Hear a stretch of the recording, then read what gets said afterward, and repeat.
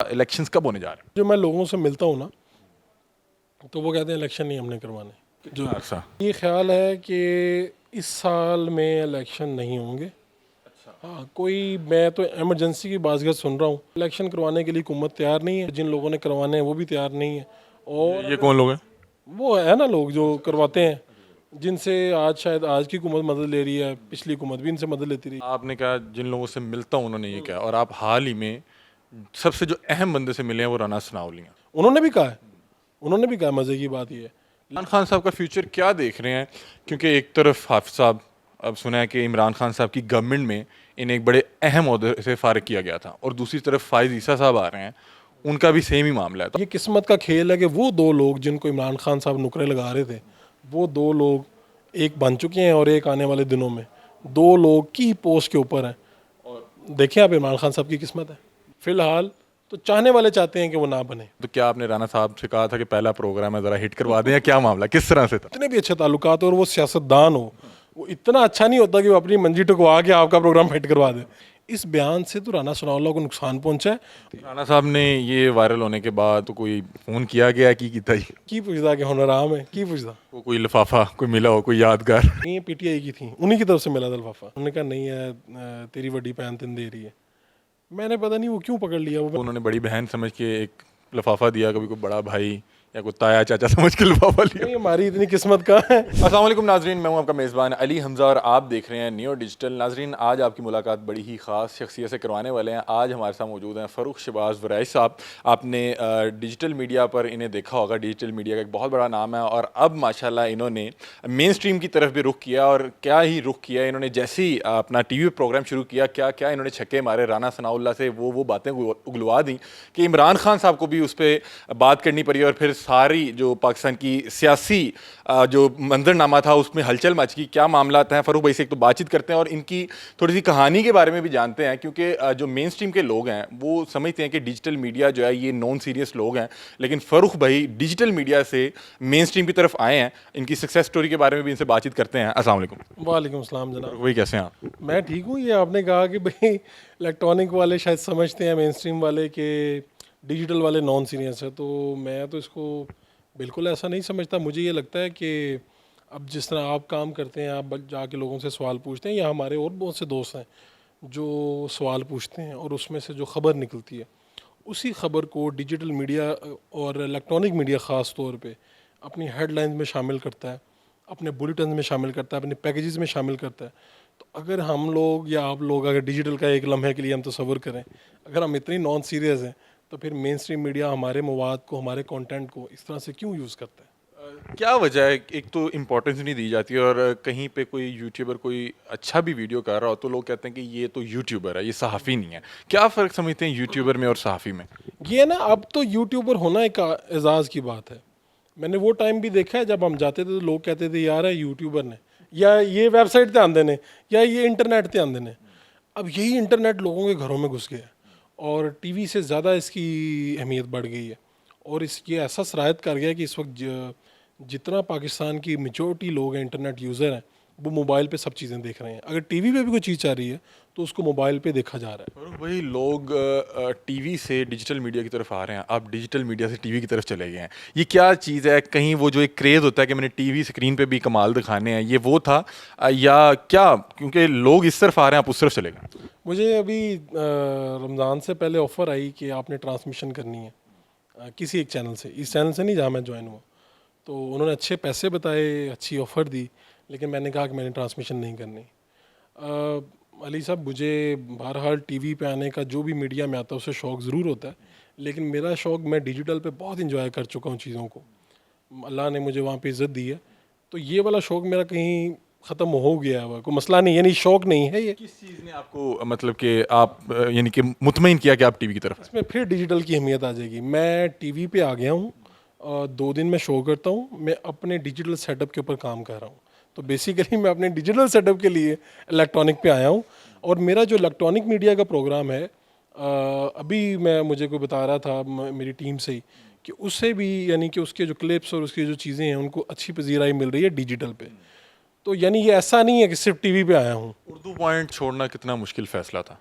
काफ़ी मुश्किल फ़ैसला था, क्योंकि उर्दू पॉइंट से मुझे शोहरत मिली, उर्दू पॉइंट से मुझे इज़्ज़त मिली, मैंने काम वहाँ पे जो मेरा दिल किया मैंने किया।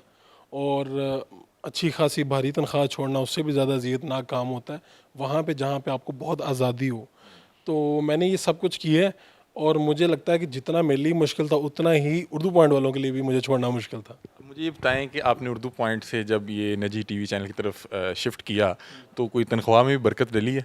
हाँ, अच्छी खासी बरकत डली है, बरकत के बगैर हम कहीं पे जाते हैं। और तनख्वाह इंपॉर्टेंट थी या स्क्रीन इंपॉर्टेंट? नहीं, तनख्वाह और स्क्रीन से ज़्यादा मेरा अपना काम इम्पोर्टेंट था। तनख्वाह का भी एक फैक्टर है, मैं ये नहीं कहना चाहता यहाँ पे बहुत हो गई है। मुझे तनख्वाह की ज़रूरत नहीं है, लेकिन ऐसा भी नहीं है कि उर्दू पॉइंट से भी तनख्वाह बहुत अच्छी थी। और मैं सिर्फ अपना काम करना चाहता, लेकिन अच्छी खासी बरकत डली है। आप टीवी पे आए, आपने आते ही छिक्के मारने शुरू कर दिए। राना सनाउल्लाह के साथ मैंने देखा आपके ताल्लुकात भी अच्छे हैं, तो क्या आपने राना साहब से कहा था कि पहला प्रोग्राम है ज़रा हिट करवा दें, या क्या मामला किस तरह से था? नहीं, मेरा ये ख्याल है कि जिसके साथ भी जितने भी अच्छे ताल्लुकात हो और वो सियासतदान हो, वो इतना अच्छा नहीं होता कि वो अपनी मंजी टुकवा के आपका प्रोग्राम हिट करवा दे। क्योंकि राना सनाउल्लाह साहब की ये जो बयानात हैं, ये बयानात अल जज़ीरा, BBC, गार्डियन सब ने पब्लिश किए हैं, यहाँ तक कि हिंदुस्तान टाइम्स उसके ऊपर प्रोग्राम्स कर चुका है। तो ये जो बयान है, इसी के ऊपर प्ली ली है, इसी के ऊपर इमरान खान साहब इस्लामाबाद हाई कोर्ट में गए, उनके वकील ने कहा कि हमें सिक्योरिटी नहीं ली गई, ऊपर से ये बयान दिए जा रहे हैं। इस बयान से तो राना सनाउल्लाह को नुकसान पहुंचा है और PTI को बहुत ज़्यादा फ़ायदा पहुंचा। मुझे PTI के अपने लोग फ़ोन करके बताते हैं कि इमरान खान साहब को इस बयान से बड़ा रिलीफ मिला है। जब राना साहब ने ये बात कह दी और अभी पब्लिश नहीं हुई था, आपको पता था कि ये छक्का लग गया? राना साहब ने उसमें बहुत सी बातें की थी, तो मैंने अपने एक दोस्त को ना कुछ शेयर की कि ये मेरा फर्स्ट प्रोग्राम है, तो ये लाइंस मैं भेज रहा हूँ आपको। तो जब वो लाइंस उसने पढ़ी तो वो दोस्त है तारिक साहब, उन्होंने कहा यार की कह देता है राना सनाउल्लाह साहब ने, और खबर है। तो मुझे अंदाज़ा था कि ये खबर है, लेकिन टीवी स्क्रीन के लिए था इसलिए भी इतना वायरल हुआ, या ये उर्दू पॉइंट के लिए भी होता तो इतना इम्पैक्ट डालता? शायद पता नहीं, जो इलेक्ट्रॉनिक मीडिया है वो अपने में से ही किसी की टीवी की बात को ज़्यादा सीरियस समझता है। एक प्रॉब्लम तो है अभी डिजिटल मीडिया में, वो क्रेडिबिलिटी का प्रॉब्लम अपनी जगह पर मौजूद है। मैं आपकी वाली ये बात मिस कर रहा हूँ कि मैंने इससे पहले बिलावल भुट्टो का, मैंने इससे पहले मोना सलाई का, इससे पहले बेशुमार लोगों के इंटरव्यूज़ किए हैं, उन पे क्यों नहीं खबरें बनी? हालांकि उनमें खबरियत तो थी। ये भी एक पॉइंट है कहीं पे, जब तक कोई बहुत जिसे कहते हैं ना कि खिड़की तोड़ कोई बात ना हो जाए, तब तक इलेक्ट्रॉनिक मीडिया, डिजिटल मीडिया की उस बात को उस तरह से प्रेजेंट नहीं करता। उर्दू पॉइंट के लिए गेस्ट को टाइम लेना आसान था, या टीवी स्क्रीन के लिए आसान? यार सच्ची बात तो ये है कि दोनों जगह पे आसान नहीं है। एक बात ये अलहदा बात है कि इस एक प्रोग्राम के बाद मैं जिसको मैसेज करता हूँ, मेरा प्रोड्यूसर जिसको मैसेज करता है, वो हम ही भर लेते हैं इंटरव्यू देने के। कुछ लोग अब इंटरव्यू नहीं देना चाहते, उसकी यानी एक ड्रॉबैक। और बहुत से लोग इंटरव्यू देना भी चाहते हैं, यानी ये रमज़ान की बरकत है या कुछ भी कह लें आप, कि जिसको मैसेज किया है, बल्कि एक दो साबिक वज़रा थे, मैंने हालचाल के लिए मैसेज किया, उन्होंने कहा हमारा इंटरव्यू क्यों नहीं करते? तो यानी एक बरकत पड़ गई है। दोनों जगह पे मुश्किल है, आपने ख़ुद ही मैनेज करना होता है। डिजिटल मीडिया पे आप ही प्रोड्यूसर होते हैं, आप ही कोऑर्डिनेटर होते हैं और आप ही होस्ट होते हैं। यहाँ पे ज़रा सहूलत ये है कि मेरे इर्द गिर्द एक टीम है प्रॉपर जो सारी चीज़ों को मैनेज करती है। राना साहब ने ये वायरल होने के बाद और इतना ये जब भूंचाल आ गया, तो कोई फ़ोन किया गया कि था ही? पीछे फ़ोन करने के लिए बचा ही क्या था, मुझे बताएं आप, वो क्या फ़ोन करते? और ना मैंने ऐसी कोई गलती की कि मैं उनको फ़ोन करके पूछता, ज़ाहिर बात है। सब ठीक हो? हाँ, तो की पूछता कि हुनर आम है, की पूछता। अच्छा, आपका दूसरा प्रोग्राम भी बड़ा हिट हुआ जिसमें फवाद चौधरी साहब ने कह दिया कि चौधरी साहब का किरदार हांडी में मसाले वाला है। वो भी मैंने मीम भी चलती हुई देखी और पाकिस्तान के जितने बड़े चैनल हैं वहाँ पे हेडलाइन भी बनी।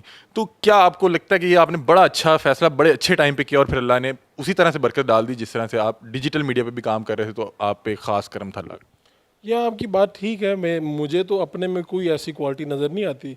मुझे तो सिर्फ़ और सिर्फ ये अल्लाह की रहमत लगती है। मेरे सच्ची बात यह है कि मेरा ख्याल है जियो या बाकी जो बड़े बड़े चैनल्स हैं, वहाँ पे भी अगर कोई 2 प्रोग्राम या 3 प्रोग्राम हफ्ते के करता हो, मैंने नहीं कभी देखा कि उसके हर प्रोग्राम के ऊपर खबर बन जाए। ये मेरे साथ एक अजीबो-गरीब हुआ कि एक दिन प्रोग्राम किया तो पूरी दुनिया की खबर बन गई, और अगले दिन ही नेक्स्ट डे प्रोग्राम किया तो पूरे पाकिस्तान की खबरें थी। फ़ारूक भाई, हमने देखा है कि आजकल ना सियासी तौर पे जो अवाम है ना वो 2 हिस्सों में डिवाइड है। एक जो PDM के लवर्स हैं और एक जो PTI के लवर्स हैं। आपके बारे में पहले तो खुद बताएं, क्या तासुर पाया जाता है कि आप कहाँ पे स्टैंड कर रहे हैं? यार देखिए, तासुर तो है, बाज़ दफ़ा ज़्यादातर लोग तो फेसबुक या ट्वीट से आपके एक तासुर कायम करते हैं। मैं इमरान खान साहब को बहुत पसंद करता रहा हूँ किसी ज़माने में, लेकिन शायद मैं उनकी इस तरह की जारहाना जो तर्ज सियासत है उसको बहुत ज़्यादा, मैं उसका लवर नहीं हूँ। इसका ये भी मतलब नहीं है कि मैं नवाज शरीफ साहब की सियासत का लवर हूँ। अवाम कुछ भी कहती, मैं आपको एक मज़े की बात बताता हूँ। राना सनाउल्लाह का इंटरव्यू किया तो पीटीआई वाले छलांगे मारते हैं। फवाद चौधरी का इंटरव्यू करें तो नून लीग वाले छलांगे मारते हैं। आप शरियार अफरीदी से सख्त सवाल करें तो नून लीग खुश होती है। आप राजा रियाज से सख्त सवाल करें तो पीटीआई खुश होती है। तो मुझे तो लोग मुख्तलिफ कहते हैं। कोई कहता है भाई नून लीग क्या है, कोई कहता है तहरीक लब्बैक क्या है, कोई कहता है जमात इस्लामी क्या है। आप है किसके? ये मुझे अभी तक खुद भी नहीं पता चला मैं किसका हूँ। मैं तो पाकिस्तान का हूँ। और मज़े की बात ये है कि पाकिस्तान तहरीक इंसाफ के अंदर भी बहुत ज़्यादा दोस्त हैं। मैं तो यार बेसिकली अभी इस तरह से नहीं बताना चाहिए, लेकिन मैं तो बेसिकली पैगाम पहुंचा रहा हूँ, ठीक है ना। वो किसी का भी हो, ट्वीट करने से किसी की आप अंदाज़ा नहीं लगा सकते। यहाँ पे एक और मसला पाकिस्तान तहरीक इंसाफ वालों का, अभी भी इस वीडियो के नीचे भी गालियाँ लिख देंगे, कोई प्रॉब्लम नहीं। लेकिन प्रॉब्लम क्या है कि अगर आप इमरान खान पे तनकीद करें तो ये फ़ौरन कहते हैं आप नवाज शरीफ के साथ हैं, यानी ख़ास तौर पे कहते हैं आप पटवारी हैं, लफाफा साहब भी हैं और इनको लफाफा मिला हुआ है। और अगर आप उधर कर दें तो दूसरी तरफ वाले सीधे हो जाते हैं, ठीक है ना। तो ये प्रॉब्लम है, आपने भी फेस किया है। बल्कि आजकल तो लोग हथे पड़ जाते हैं ना कि जनाब आपने क्या कर दिया, ये तो सारे चैनल बिक गए हैं। एक ये भी एक बड़ा तासुर है, यानी ये चैनल है जो दिन रात हुकूमत की ऐसी तैसी फेर रहे हैं। और इन्हीं को जब कोई ये कहे कि यार बिक गए हैं तो एक दुख भी होता है, हमें भी दुख होता है कि यार ये क्या कर रहे हैं। आपको कोई लिफाफा कोई मिला हो, कोई यादगार? यार लिफाफा मुझे एक मिला था। वो हुआ ये था कि शाहीन रज़ा चीमा थी, एमपी है, वो फौत हो गई हैं, पीटीआई की थी, उन्हीं की तरफ से मिला था लिफाफा। तो उन्होंने मुझे थमा दिया लिफाफा, उन्होंने कहा कि मैंने आपके घर आना है ईद पे। तो वो आ नहीं सकी, बीमार हो गई। तो जब वो असम्बली आई तो उन्होंने मुझे कहा कि उन्होंने मुझे पैसे दिए, यानी वो लिफाफा दिया। तो मैंने कहा कि ये मेरा नहीं, मैं नहीं। उन्होंने कहा नहीं है, तेरी वड्डी भैन तेन दे रही है। मैंने पता नहीं वो क्यों पकड़ लिया, वो मैंने ले लिया। और एक नून लीग के बंदे थे, उन्होंने मुझे बहुत ज़्यादा कहा जी आपको ईदी है। मैंने कहा ये नहीं, मैंने कहा अगर मुझे ईद देने तो आप कोई पेन दें, कोई परफ्यूम दें, ये मेरी ईद। ये जिस तरह आपको उन्होंने बड़ी बहन समझ के एक लिफाफा दिया, कभी कोई बड़ा भाई या कोई ताया चाचा समझ के लिफाफा लिया? नहीं, हमारी इतनी किस्मत कहाँ है। हमें जो भी लिफाफे या पैसे मिलते हैं वो अब चैनल्स वाले देते हैं, वो अच्छे लिफाफे हैं और बड़े लिफाफे हैं। तो हमें ज़रूरत नहीं पड़ती कि आप पार्टियों से लिफाफे लें। दूसरी बात ये है कि मेरे ख्याल में अब कोई ऐसा दौर भी नहीं रहा, पार्टियों ने अपने अपने बंदे रख लिए हैं, उनको साफियों को अब लिफाफे देने की ज़रूरत नहीं पड़ती। उन्होंने 6 एंकर अपने साइड पे कर लिए हैं, 6 उधर वालों ने साइड पे कर लिए हैं। वो उनके साथ पता नहीं क्या हिसाब किताब करते हैं, हमें तो नहीं देते। हाल ही में इमरान खान साहब की बहुत सी मुलाकातें हुई, बहुत से डिजिटल मीडिया के लोगों की मुलाकातें हुई, आपकी मुलाकात नहीं हुई? मुझे एक दो डेलीगेशन में कहा गया था, मुझे फ़ोन भी आया था। तो मैंने आगे से रिक्वेस्ट की थी कि मैं इंटरव्यू में इंटरेस्टेड हूँ, मैं मुलाकात में इंटरेस्टेड नहीं हूँ एज सच। मुझे ये लगा कि इंटरव्यू में इंटरेस्टेड नहीं होंगे? वो इंटरव्यू में इंटरेस्टेड थे, लेकिन मेरा नाम सुन के एकदम उनकी दिलचस्पी खत्म हो गई। आपको लगता है पीएनएन की स्क्रीन के लिए आपको वो कंसीडर करेंगे? नहीं, पहले दिलचस्प बात यह है कि मेरा इंटरव्यू के लिए जब मेरा नाम जाता है, तो एक मरतबा जब ये प्राइम मिनिस्टर थे तब भी मेरा नाम कटा गया, जब 5-6 लोगों ने जाना था। तो मुझे नहीं पता, आप इमरान खान साहब से पूछो उन्हें मसला क्या है। मैं उनसे कहाँ से पूछूं, मैंने सुना है कि मुलाकात में मेरा भी 1-2 नाम कटे हैं, 1-2 बार, 2 या 3 बार। अहम आदमी ये क्या वजह है, ये कौन काट रहा है वहाँ पे बैठ कर? डरते हैं माइक वालों से, पता नहीं क्या वजह है, मुझे नहीं पता कौन वहाँ बैठते हैं।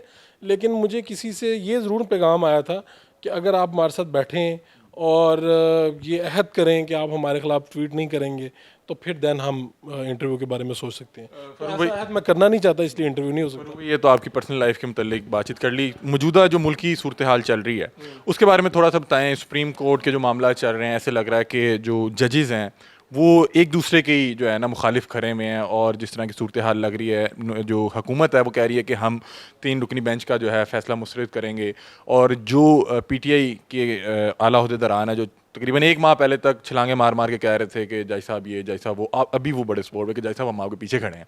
क्या देख रहे हैं, मामला कहाँ तक जा रहे हैं, और क्या इलेक्शंस कब होने जा रहे हैं?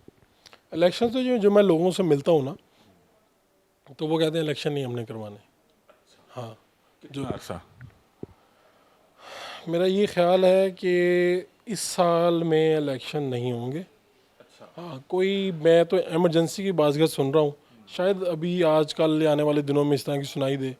तो मेरा ये ख्याल है कि कोर्ट से कोई फैसला आ भी जाए, कुछ भी हो जाए, तो इलेक्शन करवाने के लिए हुकूमत तैयार नहीं है। हुकूमत भी तैयार नहीं है मुकम्मल तौर पे, जिन लोगों ने करवाने हैं वो भी तैयार नहीं है। और ये कौन लोग हैं?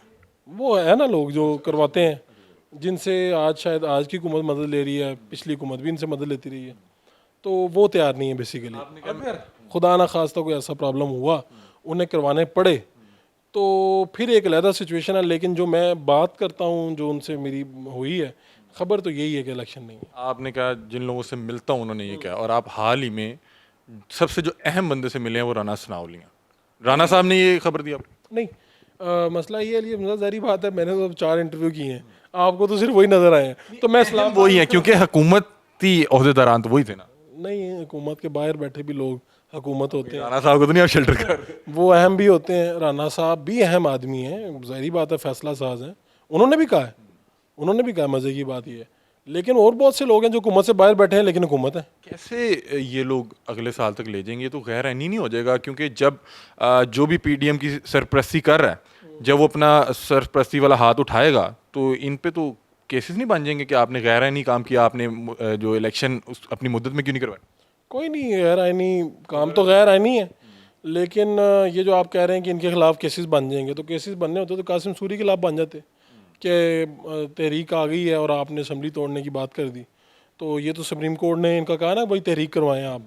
अदरवाइज़ अगर किसी और मुल्क में ऐसे होता कि आप निज़ाम लपेट रहे होते, तो आर्टिकल 6 लग जाता, इनके ऊपर भी लग जाना चाहिए, जो इलेक्शन नहीं करवाते। इमरान खान साहब का फ्यूचर क्या देख रहे हैं? क्योंकि एक तरफ हाफिज साहब, अब सुना है कि इमरान खान साहब की गवर्नमेंट में इन्हें एक बड़े अहम ओहदे से फारिग किया गया था, और दूसरी तरफ फाइज ईसा साहब आ रहे हैं, उनका भी सेम ही मामला है। तो आपको लग रहा है कि दोनों तरफ से जो है मामला टाइट होने वाले हैं? ये तो किस्मत का खेल है कि आप जिसको फारिग कर रहे होते हैं, ये 2 लोग थे, 2 अफराद थे जिनको इमरान खान साहब फारिग करना चाहते थे, और इमरान खान साहब एक के बारे में तो अपनी गलती मान चुके हैं, यानी काजी फायद ईसा के बारे में। इनको घर भेजने के लिए रेफरेंस तैयार किया था, अब वो जिसका भी नाम लगा दें या जो भी बंदा उसके पीछे हो, लेकिन सामने तो इमरान खान साहब थे और उनके वज़ीर कानून थे, उनकी पार्टी थी। तो ये किस्मत का खेल है कि वो 2 लोग जिनको इमरान खान साहब नुकरे लगा रहे थे, वो 2 लोग एक बन चुके हैं, और एक आने वाले दिनों में 2 लोग की पोस्ट के ऊपर हैं। और देखें आप, इमरान खान साहब की किस्मत है। मुझे सिर्फ ये बता दें कि आपका जितना भी सियासी समझ बूझ है, आपको लगता है कि पाकिस्तान दोबारा कभी भी इमरान खान की गवर्नमेंट इंजॉय कर सकेगा या देख सकेगा? इस मुल्क में कुछ भी हो सकता है। जब नवाज शरीफ साहब के बारे में अभी मैं सुनता था 2-3 साल पहले कि नवाज शरीफ साहब का जी बोरिया बिस्तर गोल हो गया, अब कभी नहीं आएगा नवाज शरीफ, तो मैंने इस मुल्क में बड़े इस तरह की बातें सुनी हैं, और फिर मैंने लोगों को आते भी देखा है। इफ्तिखार चौधरी साहब को बालों से खींच के गाड़ी में डाल दिया था किसी कांस्टेबल ने, फिर एक दिन आया कि वो दोबारा से चीफ जस्टिस थे। नवाज शरीफ साहब को इसी तरह से भेज दिया गया था, और एक दिन आया कि वो दोबारा से इस वक्त के आर्मी चीफ का फैसला भी उन्होंने किया था। हो सकता है कि इमरान खान साहब की आजकल बिल्कुल ना सुनी जा रही हो, क्या पता हो कि उनकी सुनी जाए। हाथों की लकीरों में किसी दिन दोबारा वजारत उज़्मा हो। फिलहाल तो चाहने वाले चाहते हैं कि वो ना बने, हो भी सकता है कि वो बन जाए। चले, ये लास्ट सवाल है, मुझे ये बता दें। ये आप और भी कर सकते हैं। अच्छा, thank you so much. Farooq भाई से मेरा बड़ा अच्छा पुराना ताल्लुक है, मेरे उस्ताद भी हैं, और मैंने इन्हीं से मामला सीखे, ये जो भी हम कर रहे हैं सहाफ़त टाइप। मुझे फरूक भाई ये बताएं कि हमने आपकी बहुत सी वायरल वीडियोस, वायरल मीम देखी, अपनी सबसे अच्छी वायरल मीम कौन सी याद है? क्योंकि मुझे जहाँ तक याद है, एक तो वो राइटर हैं, क्या नाम है उनका, खलीलुर रहमान कमर वाला है। एक आपने वो किसी से पीपीपी के जलसे में एक बात पूछी थी, जब वो वाली मैं ज़्यादा एंजॉय करता हूँ, उसमें वो बड़ी मज़ेदार है। पता हुआ क्या, जब मैं जलसे में देख रहा था ना, बीबियाँ बैठी हैं, तो एक बीबी ने ना बड़ी स्टाइलिश सी ऐनक लगाई हुई थी, और वो है बड़ी सादा सी थी। तो मैं बेसिकली उनके पास गया और उनसे मैंने पूछा आप क्या कहती हैं, तो वो ज़्यादा बोली नहीं, तो मैं साथ वाली के पास चला गया। साथ वाली बड़ी सादा थी, उन्होंने सच बोल दिया। आई वो पीपल्स पार्टी के जलसे में थी और कहती हैं कि ये जरदारी ने कुछ नहीं किया, ये वो साथ वाली ने कौन नहीं मारी, तो वो ठीक हो गई। मैंने अभी तक सबसे ज़्यादा वो एंजॉय की। अभी मैं चौधरी साहब वाली भी देख रहा हूँ, वो मसाले वाली भी बन रही हैं, बाकी भी बन रही हैं। आपने बुज़दार साहब से भी एक सवाल किया था जो कि आपको फाइलें शाइलें शायद नहीं पढ़नी। वो वाक़या ये था कि उनके वज़रा के पास मैं बैठा था, तो अभी इनका स्टार्ट हुआ था, 1 महीना हुआ था, तो इनके वज़रा आपस में हंस रहे थे इनके बारे में ना, तो कह रहे थे यार बड़ा फारिग आदमी है, इसको फाइलें पढ़नी नहीं आती। मेरे ज़हन में एक सवाल है, यार नया वज़ीर आला है, 10 करोड़ अवाम का वो है चीफ एग्जीक्यूटिव, कैसा होगा, क्या होगा? तो अचानक मैं एक जगह एक दिन सेक्रेटरीट था, तो वहाँ पे पता चला वीरेला साहब मीटिंग ख़त्म करके वापस आ रहे हैं। तो मैं नया बंदा था, किसी ने मेरी तरफ गौर ही नहीं किया ना। बाकी सबके सामने पुलिस और सिक्योरिटी आ गई जो साफ़ी थे पुराने सेक्रेटरीट के। मेरे सामने कोई ऐसा ना आया, मैंने मोबाइल नीचे रखा हुआ था। वो जब बिल्कुल मेरे पास आए तो मैंने उन्हें पूछा कि आपके वज़रा कहते हैं आपको फाइलें पढ़नी नहीं आती, तो वो गड़बड़ा गए। उन्होंने ज़िंदगी में शायद ऐसा सवाल नहीं सुना था। तो लगता है कि जो ये मीमर्स हैं इन्होंने आपकी कामयाबी में बड़ा अहम किरदार अदा किया, क्योंकि जब एक चीज़ होती है वायरल होना और एक है उस पर फिर मीम चल पड़ना, ट्रेंड चल पड़ना, और फिर वो हर जगह ही नज़र आ रही होती है। मेरे ख्याल में हर एक चीज़ का अपना अपना इम्पैक्ट है। ज़ाहिरी बात है कि लोग जो 20-22 करोड़ अवाम है वो सारे हमारी ये सीरियस इंटरव्यूज़ नहीं देखते। तो ये मीम्स ना हो तो ये जो आम तौर पे घरेलू ख़वातीन हैं, बच्चे हैं, ये वो, इन तक हमारी चीज़ें ना पहुँचें। लास्ट में बता दें कमा कितना रहे हैं फिलहाल? मैं लाखों में कमा रहा हूँ, कितने सिफर आते से करोड़ों में भी जाऊँगा। अल्लाह खैर करे। अभी लाखों में कहाँ तक पहुंचे अगर कोई एक फिगर कोट करते हैं? क्यों चाहते हैं आप, क्या चाहते हैं? देखें, मैं मोटिवेशन के लिए। मेरी बात सुने, मोटिवेशन ये आपको दे देता हूँ कि जो इस वक्त टैक्स दिया है मैंने, वो आप जाके चेक करें, मैंने बहुत अच्छा टैक्स दिया है। ठीक है, आप भी दुआ करें और आप भी काम करें, आप भी सबसे ज़्यादा टैक्स देने वालों में शामिल हों। इस मुल्क का मसला ये है कि एंकर्स कमाते बहुत हैं। एंकर्स की हम सुनते हैं 50 लाख तनख्वाह है, लेकिन जब उनका टैक्स का वो देखते हैं तो पता चलता है कि वो सारा कैश में लेते हैं, बाकी तो वो लेते नहीं। तो मैं तो हर जगह जहाँ पे जाता हूँ वहाँ पे टैक्स अदा करता हूँ। आप मेरे टैक्स से देख लें मैं कितना कमाता हूँ। लास्ट एक बात बता दें कि कोई ऐसा फैन मिला हो और उसने ऐसी बात कही हो कि आप कहीं की यार ये क्या बात कर रहे हैं? यार उसकी तो छोड़े, आपको मज़े की बात बताता हूँ। वसीम बदामी साहब हमारे दोस्त हैं, उन्होंने एक बड़ा वाक़या सुनाया कि वो जहाज़ में बैठे थे तो एक लड़का दूर से भागता हुआ आया, कहता सर मैं आपका बहुत बड़ा फ़ैन हूँ, मैं बहुत बड़ा फ़ैन हूँ। तो उन्होंने ना तस्वीर बनवा ली उनके साथ ही वो। तो उन्होंने कहा क्या चीज़ आपको पसंद है? उन्होंने कहा सर आपने जो ताजदार हरम वो पढ़ी थी ना, वो हालांकि आतिफ असलम साहब ने पढ़ी थी, वो बहुत अच्छी थी। तो मुझे भी ना एक रेस्टोरेंट में एक लड़का मिला, कहता सर बहुत अच्छा काम कर रहे हैं आप। मैंने कहा शुक्रिया शुक्रिया। तो कहता सर अब आपका नया ड्रामा कौन सा आ रहा है? तो मैं ये इंजॉय किया। बात नहीं, आपको यासिर शामिद तो नहीं दिखा? नहीं, मैंने ये इंजॉय किया कि जिस तरह एक बंदा मुझे कहता, मैं जा रहा था ऐसे ही, तो वो साइकिल पे जा रहा था बंदा, तो मुझे रोके कहता सर जी की हाल है? मैं कहा ठीक है। सारे बड़े बड़े लोगों का इंटरव्यू कर दो, साढ़े भी कर लो। मैं कहा किस चीज़ से करा थोड़ा? वो कहने लगा एक टाइम आएगा तुम इतने आके मेरा इंटरव्यू करोगे। तो मैं लोगों को बड़ा देखता हूँ कि यार बड़ा एतमाद है लोगों में, उसने कोई क्राइम कमिट कर लिया और उसकी बस ऐसी कोई चीज़ है। लेकिन ऐसे बड़े तमाशे होते रहते हैं। बहुत शुक्रिया जी। तो नाजरीन, फ़रूख शहबाज वराई साहब हमारे साथ मौजूद थे। Thank you so much Farukh भाई फॉर योर टाइम।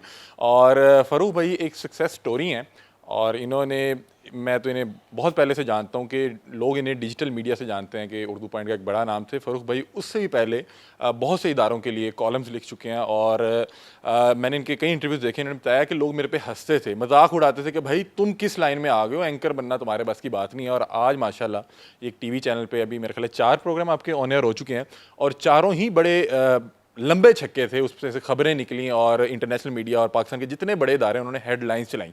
तो ये एक सक्सेस स्टोरी है। जो भी लोग आज सोशल मीडिया पे काम कर रहे हैं वो लगे रहें, उनके सामने फ़रूख भाई एक बहुत बड़ी मिसाल मौजूद है कि अगर आप इसी तरह से मेहनत करते रहेंगे तो एक दिन इंशाअल्लाह ताला आप फ़रूख शहबाज वड़ैच भी बन सकते हैं। अपनी राय से कमेंट सेक्शन में ज़रूर आगाह कीजिएगा। तब तक के लिए अपने मेज़बान अली हमज़ा को दीजिए इजाज़त। अल्लाह हाफ़िज़।